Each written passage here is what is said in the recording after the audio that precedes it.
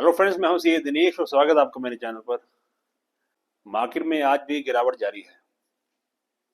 जहां निफ्टी 300 से ज़्यादा अंक गिर चुका है और सेंसेक्स में 1000 अंक से ज़्यादा की गिरावट है। देखिए, जहां एक और स्टॉक मार्केट गिर रही है, शेयर्स लगातार गिर रहे हैं, इंडेक्स लगातार गिर रहा है, वहीं दूसरी तरफ गोल्ड है कि वो रुकने का नाम नहीं ले रहा। रोज़ उसमें इंक्रीज हो रहा है, रोज़ उसकी प्राइसेस बढ़ रही हैं। तो सभी के मन में ये सवाल है कि यार, ये इसके प्राइसेस क्यों बढ़ रही हैं, कैसे बढ़ रही हैं, क्या इसमें इन्वेस्टमेंट करना चाहिए कि नहीं करना चाहिए। आज इसी के बारे में बात करेंगे। देखिए, गोल्ड को जो है शुरू से ही एक सेफ इन्वेस्टमेंट का एक माध्यम माना गया है शुरू से। जब भी मार्केट में अनसर्टेनिटी होती है या जियो पॉलिटिकल टेंशन होती हैं, जैसे कि रशिया यूक्रेन वॉर, 2008 की मंदी या कोविड-19 जो 2020 में आया था, इन टाइम पे गोल्ड में इन्वेस्टमेंट बढ़ती है। 2007 में अगर हम भाव की बात करें, गोल्ड का भाव था 10,700 के करीब पर 10 ग्राम। 10 ग्राम सोना लेने के लिए आपको 10,700 रुपये देने पड़ते थे। 2008 की बात करें तो ये भाव बढ़कर हो गया 12,500 और ये लगातार बढ़ता गया। 2020 तक आते आते इसका भाव जो है 48,000 पार कर गया। 2020 में कोविड-19 आया, मार्केट में फिर अनसर्टेनिटी थी, फिर इसमें इन्वेस्टमेंट बढ़ी, उसके बाद लगातार इसका भाव बढ़ा। 2022 में रशिया यूक्रेन वॉर हुई, उसके बाद से लगातार ये भाव बढ़ रहा है और आज देखें भाव कोई 86-87,000 के करीब है पर 10 ग्राम का। जब जब मार्केट में अनसर्टेनिटी आती है, जियोपॉलिटिकल टेंशंस होती हैं, लोग एक सेफ इन्वेस्टमेंट का जरिया ढूंढते हैं, तो उस टाइम पे गोल्ड में इन्वेस्टमेंट बढ़ती है। गोल्ड एक हेज के रूप में भी देखा जाता है अगेंस्ट इन्फ्लेशन के। डॉलर की प्राइसेस कम होते हैं, लेकिन इन्फ्लेशन आने पर गोल्ड के भाव बढ़ते हैं। गोल्ड और डॉलर का जो अपना रिलेशन है वो इनवर्स रिलेशन है। डॉलर का भाव बढ़ता है तो गोल्ड का भाव गिरता है और डॉलर का भाव गिरता है तो गोल्ड का भाव बढ़ता है। दूसरा, आपने यूएसए के फेडरल बैंक के बारे में सुना होगा। आप अक्सर सुनते होंगे कि फेडरल बैंक ने रेट कट कर दिया या रेट कट नहीं किया या रेट बढ़ा दिए। पहले तो समझे फेडरल बैंक क्या है। जैसे कि भारत का रिजर्व बैंक है, reserve bank of India, RBI, वैसे ही यूएसए में फेडरल बैंक है, वो वहाँ का सेंट्रल बैंक है। जैसे ही वहाँ का फेडरल बैंक रेट कट करता है, मीन्स कि इंटरेस्ट रेट्स कम करता है बॉन्ड पे, तो लोगों को उस टाइम पे गोल्ड में वैल्यू ज़्यादा दिखती है। तो उस टाइम पे गोल्ड में इन्वेस्टमेंट बढ़ती है तो गोल्ड के प्राइसेस बढ़ते हैं।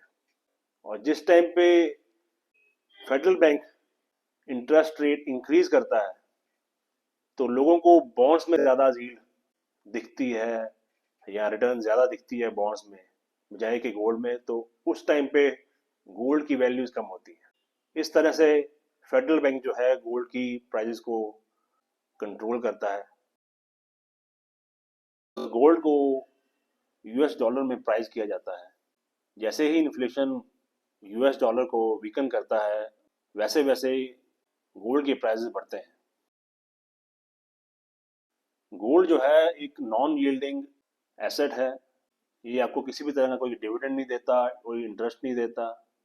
लोग गोल्ड को कैपिटल एप्रिसिएशन के लिए खरीदते हैं, ना कि एक फिक्स्ड इनकम के जरिए के रूप में।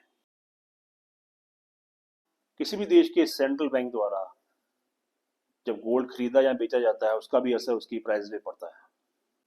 जैसे कि 2022 के बाद जब यूएस ने रशिया पे प्रतिबंध लगाए, तो रशिया ने गोल्ड के रिजर्व बढ़ाने शुरू की, गोल्ड की बाइंग शुरू कर दी। चाइना ने गोल्ड की बाइंग शुरू कर दी because of poor market conditions in their country.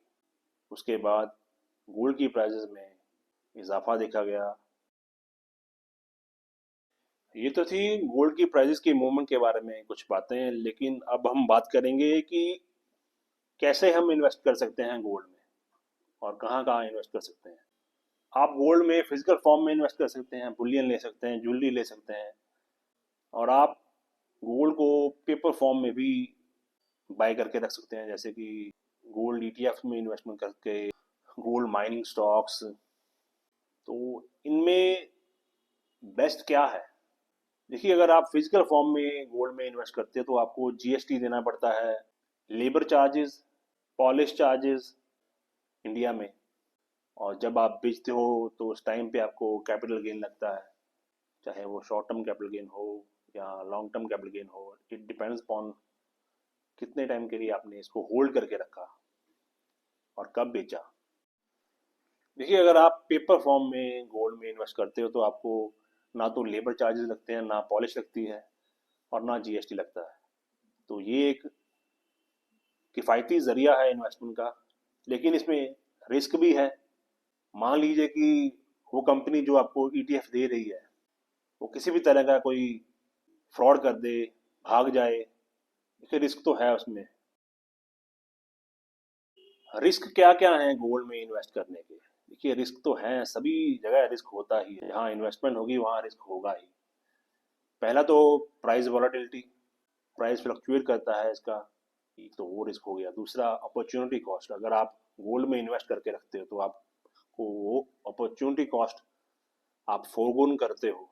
Means जितने टाइम के लिए आपने गोल्ड इन्वेस्टमेंट किया, आप उस टाइम पे किसी और चीज़ में इन्वेस्ट करके, जैसे कि स्टॉक्स में या बॉन्ड्स में इन्वेस्ट करके आप ज़्यादा रिटर्न कमा सकते थे, वो अपॉर्चुनिटी कॉस्ट होगी।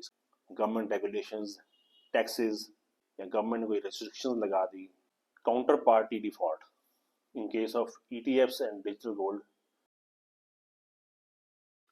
देखिए, इस टाइम पे सभी के मन में ये सवाल है कि इस टाइम पे जब गोल्ड अपने ऑल टाइम हाई पे है, 90 के करीब पहुंचा हुआ है, तो इस टाइम पे क्या इसमें इन्वेस्ट करना एक अच्छी ऑप्शन होगी कि अभी वेट करना चाहिए, प्राइस में कुछ करेक्शन का वेट करें? देखिए, कुछ एनालिस्ट का मानना है कि शॉर्ट टर्म में इसमें गिरावट आ सकती है, लेकिन लॉन्ग टर्म के लिए इसमें इन्वेस्ट करना एक अच्छा सौदा साबित हो सकता है। तो इसमें इन्वेस्ट करना है कि नहीं करना, आप अपने फाइनेंशियल एडवाइज़र से बात करके ही डिसाइड करें, because this video is only for educational purposes. Final verdict gold के बारे में, क्या इसमें इन्वेस्टमेंट करें या ना करें? देखिए, ये उन इन्वेस्टर्स के लिए एक बेस्ट ऑप्शंस है जो स्टेबिलिटी चाहते हैं और सेफ्टी चाहते हैं। ये एक डिफेंसिव एसेट है, it is not a primary source of creating wealth. आप अपने पोर्टफोलियो का 10 से 15% या 25% जो भी आपको सुटेबल लगता है वो इसमें इन्वेस्ट करके रख सकते हैं, बिकॉज इससे आपको एक स्टेबिलिटी मिलेगी, एक सेफ्टी मिलेगी। तो ये था आज का वीडियो। आज के वीडियो के लिए इतना ही। अगर वीडियो अच्छा लगा तो वीडियो को लाइक करें और चैनल को सब्सक्राइब करें। थैंक यू दोस्तों। जय हिंद, जय भारत।